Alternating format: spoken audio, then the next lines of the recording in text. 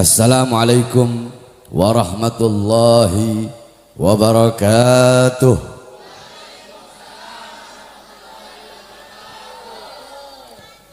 Alhamdulillah, alhamdulillahil qawiyyi sultanuh, al-wadihil burhanuh, al-mabsud fil wujud karamuhu wa ihsanuh.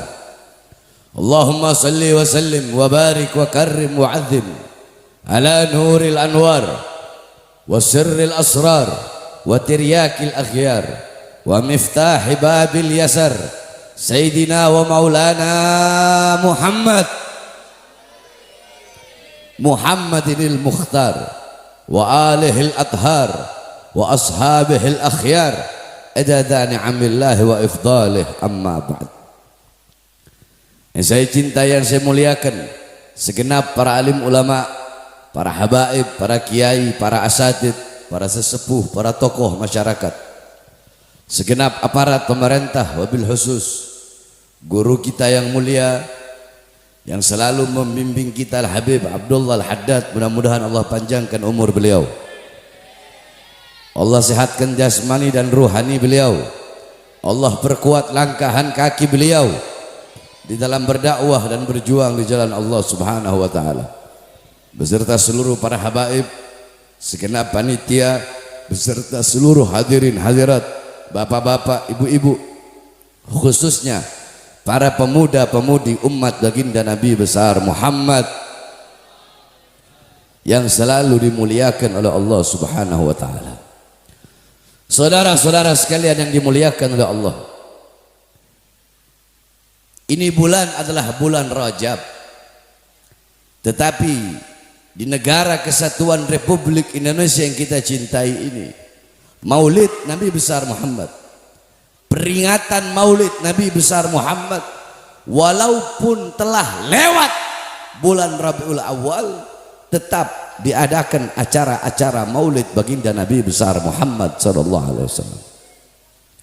Ini adalah bukti kecintaan umat Islam Indonesia yang begitu besar, pengagungan, penghormatan umat Islam Indonesia yang begitu besar kepada baginda Nabi besar Muhammad.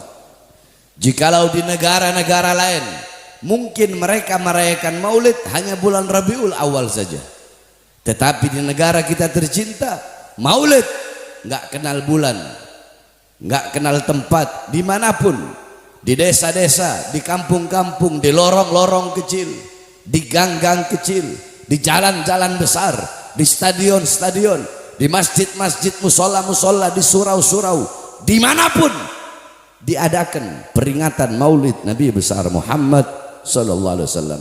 Maka tidak heran ketika Abuya As-Sayyid Al-Habib Muhammad bin Alwi Al-Maliki Al-Hasani, ketika beliau berziarah ke makamnya Rasulullah, beliau melihat Rasulullah dan di belakang Rasulullah ada sekelompok golongan.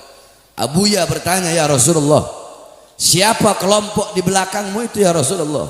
Rasulullah berkata, mereka adalah golongan yang aku cintai, kelompok yang aku cintai, umat yang aku cintai, yaitu mereka umat Islam Indonesia. Kita umat Islam Indonesia dicintai oleh Nabi besar Muhammad. Kenapa? Karena begitu cintanya kita, penghormatan kita yang luar biasa kepada, apalagi dalam acara Maulid Nabi besar Muhammad sallallahu alaihi wasallam. Saudara-saudara sekalian yang dimuliakan oleh Allah, karena saya tidak bisa lama, saya sedang sakit. Terus kemudian tadi Habib sebelumnya telah menjelaskan tentang Maulid, tentang Nabi Muhammad. Jadi saya tidak panjang lebar, saya tidak akan menjelaskan tentang Maulid. Hadirin sekalian yang dimuliakan oleh Allah Subhanahu wa taala, Nabi Adam alaihi salam Nabi Allah Adam alaihi salam, di dalam kitab radhiyallahu an pengarang muallif beliau menceritakan bahwasanya Nabi Allah Adam alaihi salam, bapaknya manusia, beliau pernah berkata, idza aradtum an fi'la syai'in faqaddimu thalathata asya.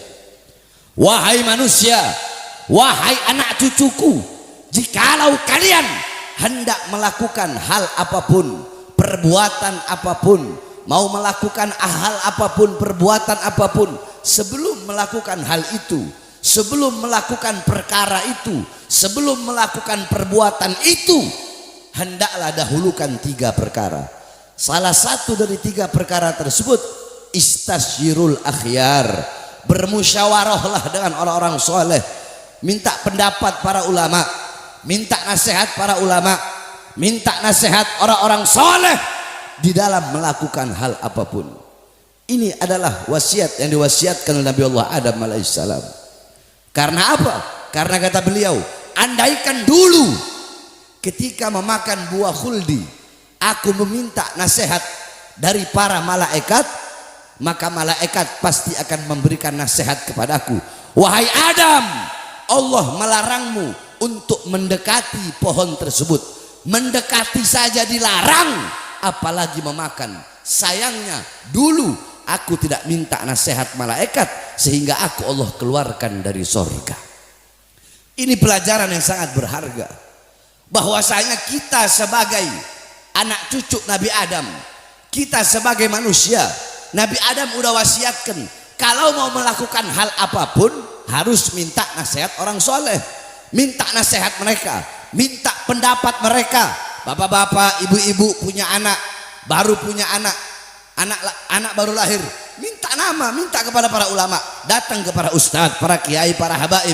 Ustadz, kiai, habib, saya baru punya anak, nama yang bagus apa? Anak saya laki-laki seumpama. Maka mereka akan memberikan nasihat, mereka akan memberikan pandangan. Oh, nama yang sunnah 1, maka abad Abdullah, Abdurrahman, Abdurrahim, Abdul Somad, Abdul Malik, Abdul Hanan, pokoknya yang ada abad itu hukumnya sunnah. Beri nama anak kalian dengan nama-nama para nabi, Adam, Idris, Nuh, Saleh, Ibrahim, Yusuf, Zakaria, Yahya, Isa. Beri nama anak kalian dengan nama-nama Nabi Muhammad, sebagaimana dalam hadis, tasammau bi ismi fala taknau bi kunyati. Siapa nama-nama Nabi Muhammad? Muhammad, Ahmad, Toha, Mujtaba, Mustafa, Murtadha, Yasin, dan lain-lainnya. Beri nama anak-anak kalian dengan nama-nama para sahabat, nama orang-orang soleh, Abu Bakar, Umar, Utsman, Ali, Hasan, Husain, Usama. Beri nama anak kalian dengan nama-nama para imam, Hanafi, Maliki, Syafi'i, Hambali, Abdul Qadir Jailani, Abil Hasan Asyadili, Suyuti, Shibawi, dan lain-lainnya. Itu hukumnya sunnah, memberi nama anak dengan nama orang-orang soleh. Makruh memberi nama anak dengan nama-nama orang fasik. Haram memberi nama anak dengan nama-nama dewa. Krishna, Rama, Sinta. Saya tanya, banyak nggak putra putri Islam yang namanya Sinta? Jawab, banyak nggak? Banyak nggak? Kenapa? Karena orang tua mereka ketika memberi nama tidak minta pendapat ulama, tidak minta nasihat ulama. Banyak nggak putra putri Islam yang namanya Rama, yang namanya Krishna? Kenapa? Karena orang tuanya nggak datang ke ulama, nggak minta pendapat, nggak minta nasihat dari para ulama dan orang-orang soleh. Dalam hal apapun, kalian mau menikahkan anak, ustadz, kiai, habib, hari yang bagus hari apa? Bulan yang bagus bulan apa yang sunnah? Pasti mereka mengatakan bulan yang sunnah menikahkan bulan Syawal. Kenapa bulan Syawal? Karena Nabi Muhammad menikah dengan Sayyidatuna Aisyah itu di bulan Syawal. Hari yang bagus adalah Sayyidul Ayyam, yaitu hari Jumat. Dalam hal apapun, dalam memilih nama, memilih hari, memilih tanggal, dalam hal apapun, minta pendapat orang minta pendapat para ulama. Nah, apalagi dalam urusan memilih pemimpin, apalagi dalam urusan memilih presiden, saudara-saudara. Sengaja saya bahas ini karena ini adalah tahun pemilu, betul? Betul? 2024 tahun pemilu, capres, pemilihan presiden. Para pejabat-pejabat di Indonesia ini, pejabat-pejabatnya, orang-orang partai, capres, calon gubernur, calon dewan, calon wali kota, calon bupati, calon camat, calon lurah, kebanyakan butuh sama rakyat kalau ada maunya doang, saudara-saudara. Kayak sekarang ini mau pemilu, kau lihat mau pemilu, capres-capres pakai peci, mendadak jadi santri saudara-saudara, pakai peci, ada yang jadi bintang iklan wudhu, emak banteng pakai jilbab, emak banteng. Partai-partainya perempuan istri-istri ketua partai, istri-istri orang-orang partai, istri-istri tim sukses yang nggak pernah pakai jilbab langsung pakai jilbab. Jilbab dibikin kayak warung, buka tutup, buka tutup, buka tutup.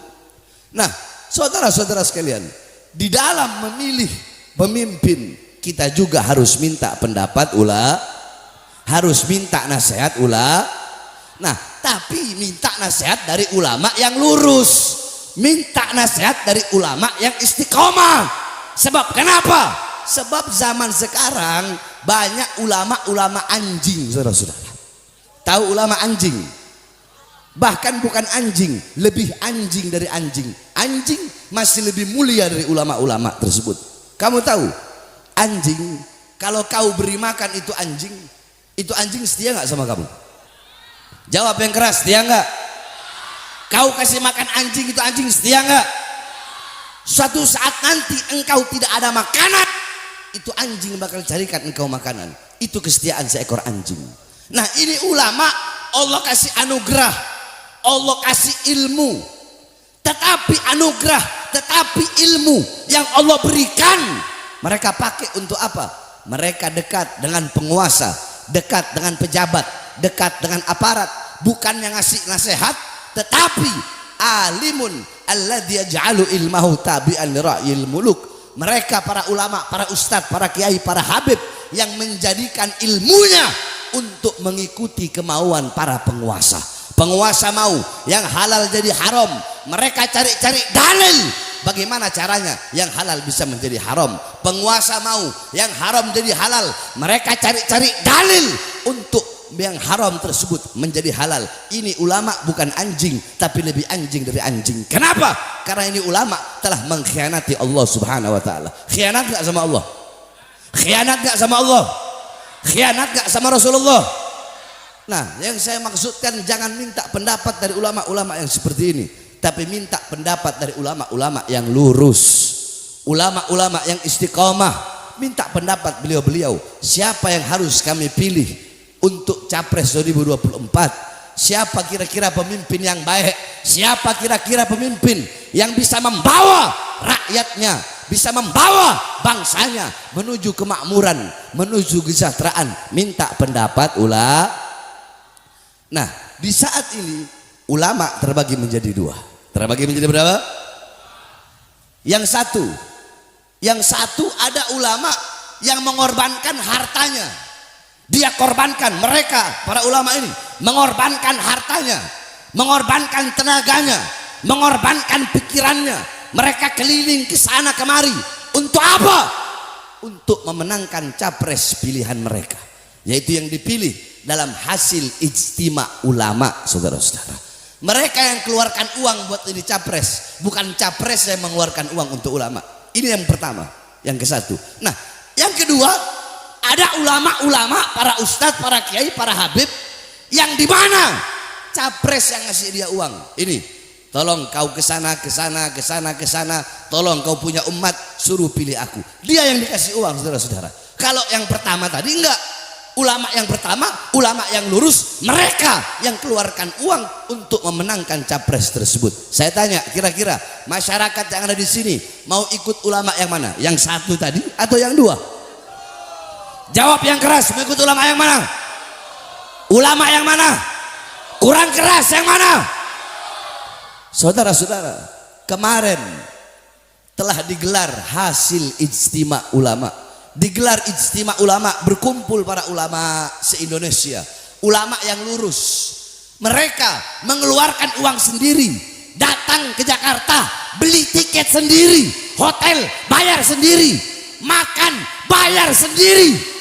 Di situ ada ahlul halli wal adli, dibentuk untuk apa? Untuk memilih dari 3 capres ini siapa yang paling bagus, siapa yang paling baik, siapa yang paling pantas untuk memimpin Indonesia. Digelar digelar ijtima ulama tersebut. Nah, dari hasil ijtima tersebut, saudara-saudara, ahlul halli wal adli, kalau saya mau jelaskan itu panjang lebar. Intinya, kalau ada 3 pilihan yang baik, kita tidak bisa memilih ketiga-tiganya. Contoh, ada 3 pilihan baik atau 2 pilihan yang baik, kita nggak bisa milih tiga-tiganya, nggak bisa milih kedua-duanya. Maka para ulama itu akan memilih yang paling baik dari ketiga itu atau yang paling baik dari kedua itu. Kalau ada 3 pilihan, semuanya baik, para ulama yang lurus, para ahlul halli wal adli akan memilih yang paling baik. Nah, terus gimana kalau tiga-tiganya buruk? Gimana kalau tiga-tiganya bangsat? Pilih nggak? Salah. Kalau kalian nggak milih, bisa jadi yang jadi presiden yang paling banyak keburukannya, betul?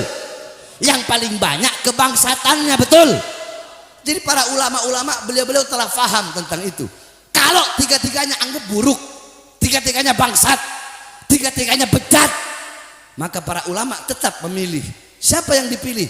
Yang paling ringan kebangsatannya, kebejatannya, dan keburukannya, saudara-saudara. Paham? Jadi tetap harus kalau ada 3 pilihan yang baik, maka para ulama akan mengeluarkan pendapat pilih yang paling baik.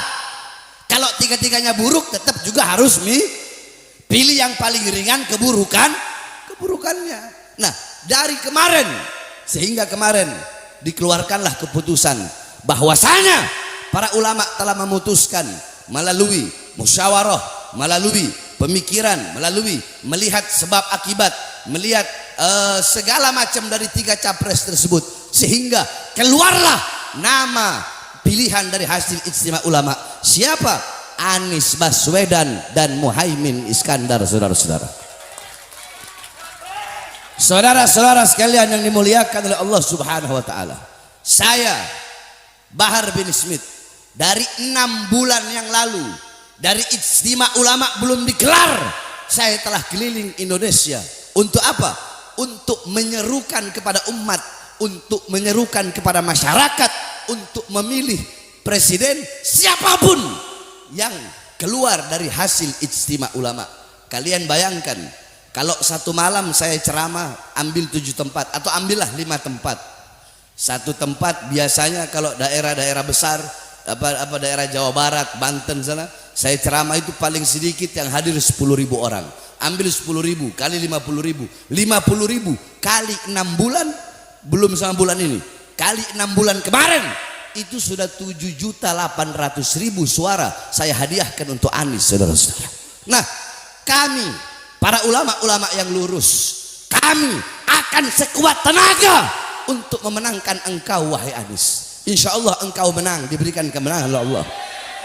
Tapi ingat, saya ingatkan engkau, kalau nanti engkau menang, kemudian engkau khianati bangsa, khianati rakyat, khianati Indonesia, khianati masyarakat, saya Bahar bin Smith, orang yang pertama kali akan melawan dan menurunkan kalian dari kursi kepresidenan, saudara-saudara. Nggak ada urusan, kita dukung dia, kita pilih dia, tapi kalau nanti dia khianat, dia salah, kita pun yang akan turunkan. Betul? Betul? Maka saya tanya semua masyarakat Muara, tahun 2024 ini nanti capres siap ikut komando ulama? Kurang keras, siap ikut komando ulama? Siap ikut komando ulama? Siap ikut komando imam besar? Siap untuk memilih capres yang keluar dari hasil ijtima ulama? Siap menangkan Anies? Siap menangkan Anies? Andaikan dicurangi, siap berdarah-darah? Siap berdarah-darah? Siap mati? Allahu Akbar, Allahu Akbar, Allahu Akbar. Kenapa saya sampaikan ini? Sebab saudara-saudara, zaman sekarang ini pejabat butuh sama kita kalau ada maunya doang. Mau pemilu butuh sama rakyat, masuk gorong-gorong keluar jadi presiden.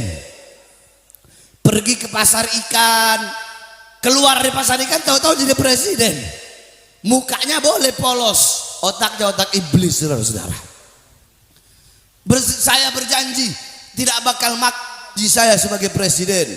Yang gubernur bilang, saya berjanji tidak akan makan gaji saya sebagai gubernur. Yang anggota dewan bilang, saya berjanji saya nggak bakal makan gaji saya sebagai anggota dewan. Goblok, iya, gaji presiden berapa? Paling 50 juta, 60 juta, gaji gubernur, gaji dewan. Kalian nggak makan, tapi kalian makan, kalian colong uang rakyat, ratusan triliun harta rakyat Indonesia. Lihat zaman sekarang, berapa banyak rakyat yang kelaparan, berapa banyak rakyat yang menderita. Kalian berjanji, saya memakmurkan rakyat, saya mensejahterakan rakyat. Rakyat mana yang makmur? Rakyat mana sejahtera? Yang makmur bukan rakyat, yang sejahtera bukan rakyat. Kalian pendusta, kalian pembohong, kalian biadab, kalian penipu. Kalian makan uang rakyat, kalian makan harta rakyat. Saya tanya, jawab yang keras. Seragam mereka dari siapa? Baju mereka dari siapa? Rumah dinas mereka dari siapa? Dasi mereka dari siapa? Kendaraan mereka dari siapa? Hei pejabat, hei presiden, hei aparat, semua fasilitas kalian dari kami, rakyat. Kami adalah ibu kandung kalian. Ini Indonesia bukan punya nenek moyang kalian, betul? Betul. Indonesia bukan milik partai manapun. Indonesia bukan milik agama manapun, bukan milik ras atau suku manapun. Indonesia bukan milik PDI, betul?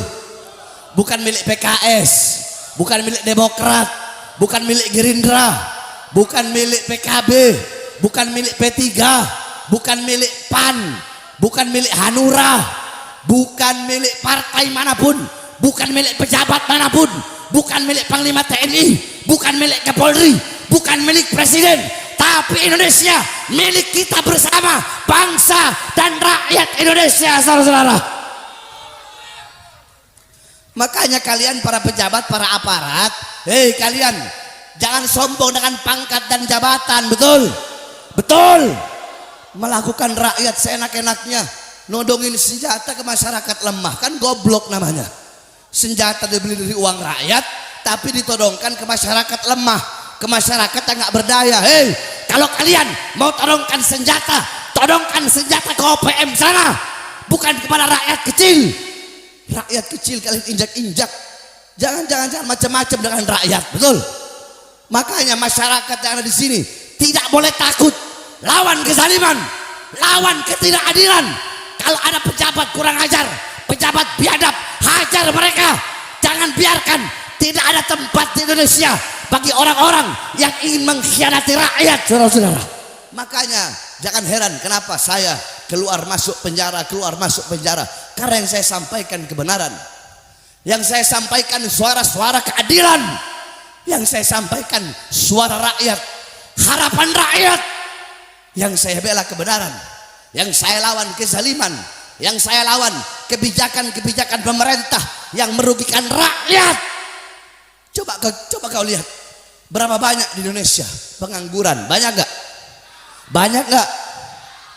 Tapi pekerja-pekerja, tenaga kerja dari Cina, tenaga kerja dari asing, terus-terusan mereka kirim di saat banyaknya pengangguran anak-anak muda Indonesia pribumi yang banyak tidak memiliki pekerjaan, saudara-saudara. Kalau pahlawan zaman dulu, para pahlawan mereka ngusir penjajah, betul? Betul? Itu pahlawan. Kalau para pejabat dan aparat sekarang, mereka bukan mengusir penjajah, mereka undang para penjajah untuk merampok kekayaan alam Indonesia, saudara-saudara. Itulah yang saya lawan, itu yang saya suarakan. Makanya saya keluar masuk penjara sampai dibawa ke Nusa Kambangan sana. Diborgol tangan saya, diborgol perut saya, diborgol kedua kaki saya. Kenapa? Gara-gara ceramah saya yang dianggap meresahkan. Kalian tahu apa ceramah saya tersebut? Dalam ceramah waktu itu, saya baru bebas dari lapas Pondok Rajek. Baru bebas. Saya tahu kalau saya ceramah, besok pasti saya bakal ditahan. Tapi saya ambil resiko itu. Apa saya bilang? Hei Presiden, kenapa di masa corona ini rakyat kau kurung dalam rumah, tapi tidak engkau berikan kebutuhan hidupnya? Apakah itu provokasi? Jawab, rakyat, provokasi? Provokasi? Atau pembelaan? Apa itu? Apa itu? Siapa yang saya bela? Siapa yang saya bela? Siapa yang saya bela? Saya berkata yang kedua, kalimat kedua, wahai presiden, wahai aparat, wahai pejabat, banyak pengangguran di Indonesia. Akan tetapi tenaga kerja kau kirim dari Cina. Warung-warung kecil milik pribumi kau paksa untuk tutup. Tapi mal-mal milik asing, perusahaan-perusahaan asing tetap buka di masa corona. Ini ceramah yang menyebabkan saya dibawa ke Nusa Kambangan, saudara-saudara. Saya tanya, itu provokasi? Terus kalau bukan provokasi apa? Apa? Siapa yang saya bela? Siapa yang saya bela? Kurang keras, siapa yang saya bela? Siapa yang saya bela? Yang saya bela rakyat yang susah, rakyat kecil, masyarakat kecil, rakyat, para nelayan, para petani-petani, mereka yang saya bela. Makanya saya keluar masuk penjara. Makanya bagi saya, untuk bangsa, untuk rakyat, jangankan cuma di penjara, nyawa saya, jiwa saya, darah saya, murah harganya, tumpah untuk rakyat Indonesia, saudara. Allahu Akbar, Allahu Akbar. Indonesia merdeka, merdeka, merdeka, merdeka. Hidup rakyat, hidup masyarakat. Allahu Akbar. Mudah-mudahan Indonesia mendapatkan pemimpin yang amanah, pemimpin yang adil, pemimpin yang bisa mensejahterakan rakyat, memakmurkan rakyat, pemimpin yang bisa menjadikan Indonesia negara yang berdiri sendiri, negara yang nggak punya utang, negara yang nggak bergantung sama Amerika, negara yang nggak bergantung sama Cina. Saudara-saudara, Indonesia kita punya kekayaan alam yang tidak dimiliki oleh negara-negara yang lain. Tetapi negara-negara lain, mereka masuk ke Indonesia, mereka bayar para pejabat-pejabat biadab, pejabat-pejabat bangsat, sehingga mereka menguasai kekayaan alam kita. Indonesia harus jadi negara yang kuat, negara yang berdiri sendiri. Kalau bisa, biarkan Amerika yang bergantung kepada Indonesia, betul? Biarkan Cina yang bergantung kepada Indonesia, Inggris dan negara-negara Barat ataupun negara-negara Asia lainnya. Jangan Indonesia jadi negara kacung. Jangan Indonesia jadi negara yang penakut, pengecut, yang takut. Apa Malaysia aja kadang kita takut, saudara-saudara. Laut kita telah direbut, ini direbut, itu direbut. Indonesia tidak boleh. Indonesia harus jadi negara yang kuat, negara yang punya power, negara yang ditakuti, disegani dan dihormati oleh negara-negara asing. Nah, yang bisa membawa perubahan itu hanyalah seorang pemimpin, saudara-saudara. Maka mudah-mudahan kita berdoa kepada Allah, kita mendapatkan pemimpin yang bisa membawa Indonesia menjadi negara yang disegani dan dihormati oleh negara-negara lain, negara yang berdiri sendiri tanpa bergantung kepada negara-negara lain. Amin, amin ya rabbal alamin. Dan terakhir kita doakan saudara-saudara kita di Palestina, mudah-mudahan Allah berikan kemenangan, Allah berikan kemerdekaan dari para penjajah-penjajah Israel. La'natullah alaihim ajmain. Allahumma baddid jamlahum, Allahumma farrik jammahum, Allahumma adlil adadahum, Allahumma jalid dairata alaihim, Allahumma awsilil adaba ilaihim, Allahumma akhrij man dairatal hilm waslubhul madal imhal. Kaf ha ya ain sad, kaf ha ya ain sad, kaf ha ya ain sad kifayatuna, ha mim ain sin kaf himayatuna. Fasayakfikahumullah wa huwas samiul alim, fasayakfikahumullah wa huwas samiul alim. Wa sallallahu alaihi wasallam Muhammadin wa ala alihi washabbihi wa barik wa sallim. Walhamdulillahi rabbil alamin. Ini saja dapat saya sampaikan, kurang lebihnya saya mohon maaf. Wa'afu minkum.